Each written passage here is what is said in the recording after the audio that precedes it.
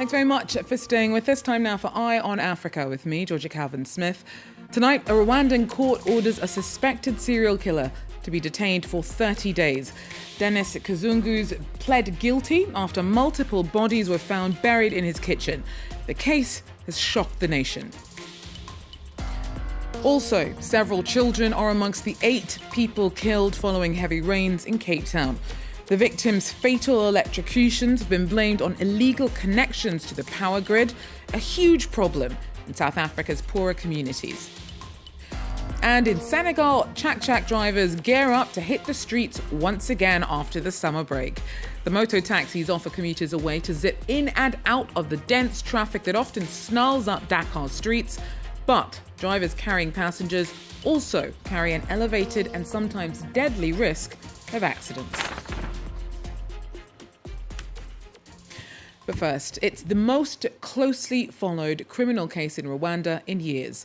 In early September, police in Kigali discovered 12 bodies buried in the kitchen of Denis Kazungu. He's suspected of killing of at least 14 people in total. Pre-trial proceedings began this week. As the investigation continues, Kazungu's already pleaded guilty, and the courts ordered that he be detained for 30 days. Details and images by our Clément de Roma. At his initial pre-trial hearing, Denis Kazungu admitted guilt. This 34-year-old Rwandan stands accused of killing over 12 individuals. He's facing 10 charges, including murder, rape and torture. Most of the victims were sex workers he met in bars and lured back to his home in a Kigali suburb.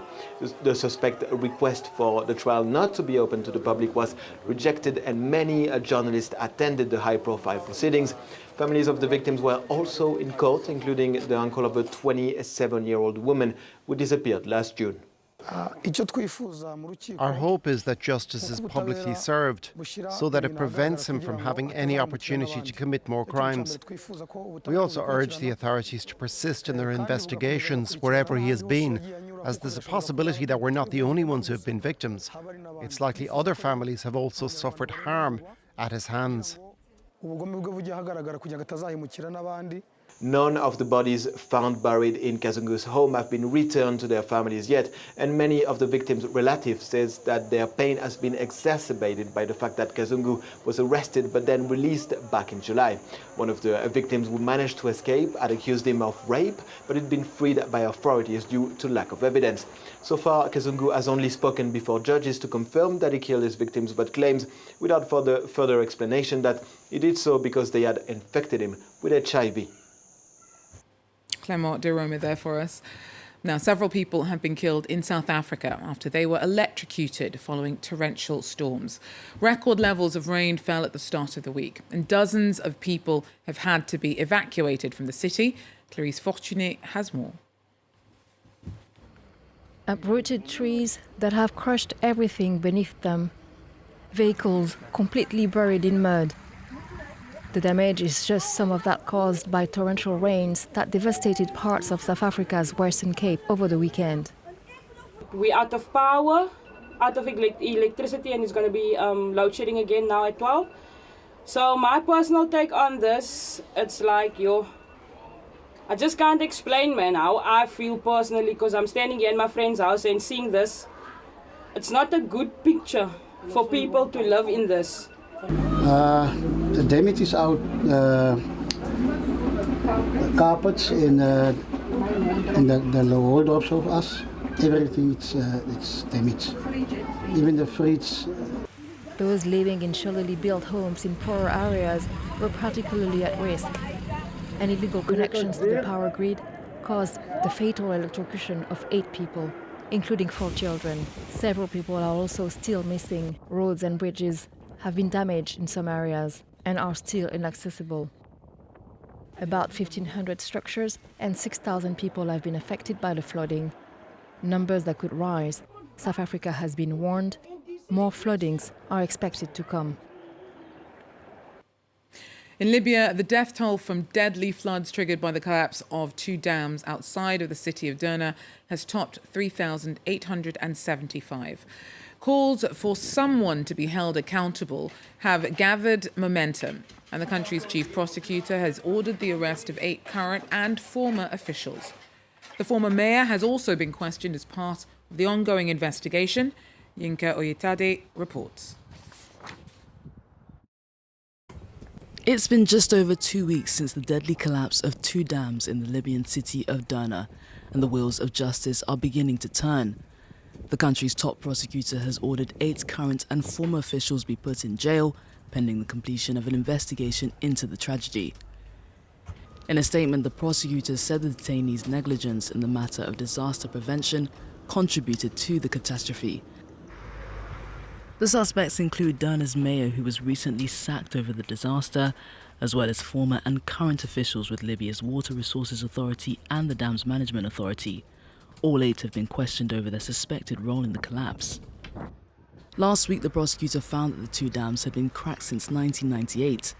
A Turkish firm began fixing the structures in 2010, but the 2011 uprising brought the repairs to a grinding halt. A contract between the Turkish company and Libya's water department will be the focus of the prosecutor's investigation. The detention comes after hundreds of protesters took to the streets last week to vent their frustration. They called for the removal of those responsible for the calamity, which left thousands dead. The latest death toll, according to the statistics of the Libyan Health Ministry, is 3,875 confirmed deaths. The grim search for those missing among the tangled ruins of Derna continues, with many more bodies believed to be buried under the rubble or swept away in the Mediterranean. The true death toll could be much higher. South Africa's foreign minister was in Washington to meet her counterpart on Tuesday. Naledi Pandor was welcomed by Secretary of State Antony Blinken. His State Department says that South Africa is the US's largest trading partner in Africa, with the value of two-way trade running to a little under $18 billion. Pandor's also in the city to oversee talks amongst several South African ambassadors from across the Americas, who also are meeting in the US capital to discuss their country's relations with nations in the hemisphere.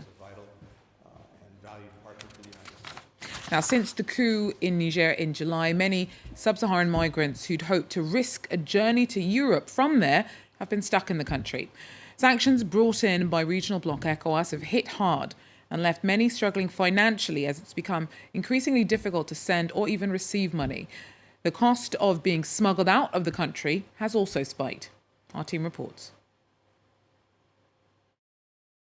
I am going to my place that I live. Peter Toure comes from Sierra Leone. He had dreams of crossing Niger to reach Libya and ultimately Europe. But now he's stuck in Niamey, his plans on hold. Their location to sleep, to rest their life. Look at that. Rain is going inside there. They are suffering a lot of the CDOs that are building, they are making. Because look at the place. It's very difficult for us. When Peter first arrived in Niger, he thought it could make some money before continuing his journey. But that was before July's military coup. With the borders closed and ECOWAS sanctions biting hard, the cost of travelling across the country has skyrocketed. No, now I don't have no money to go anywhere. So I came here and lodged in this place to save my life. But even when I stay here, no money, no job, no nothing, with my family, with everybody there. Every year, tens of thousands of migrants pass through Niger with hopes of later crossing the Mediterranean. But on the way, they become easy targets for human traffickers and other criminal networks. People who decide to travel to North Africa, aiming to reach Europe, have been taking more and more risks lately. The current situation makes us rely heavily on our defence and security forces, and it could lead to the desert being abandoned. We're already dealing with counter-terrorism efforts, and now there is the possibility of a military intervention. This means that there are many challenges facing the authorities. The political crisis in Niger has also severely hindered the delivery of humanitarian aid within the country, help that provides crucial support to migrants, internally displaced people and refugees. Now, after the summer break, terrible traffic jams have returned to the Senegalese capital, Dakar. Tiak Tiak, or mototaxi drivers, are making the most of this, drumming up business from passengers looking to save time. Now, they're illegal, but are tolerated by authorities. However, the real risk to drivers and passengers alike is of often deadly accidents. Our team has more.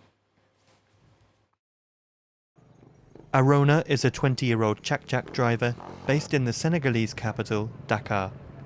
He began this work in 2021, dropping out of school and taking to the road to ferry passengers around on his bike.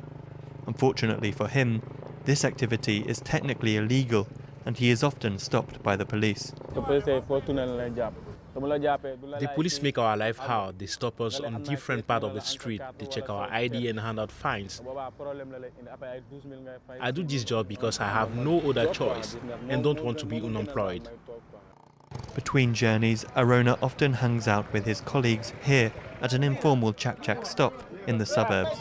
More and more people are opting for this form of transport in a city where the traffic is terrible and regular taxis are expensive. Tiak Tiaks work well for us. Instead of spending 45 minutes to an hour in the car, we can do the same journey in just 20 minutes.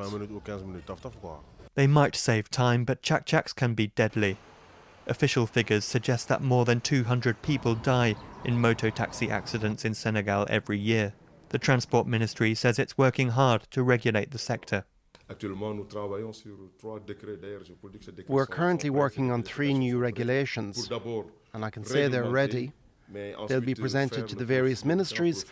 We need to be able to make distinctions also between the mototaxis and the 2-wheeled vehicles used for fast food deliveries and package deliveries.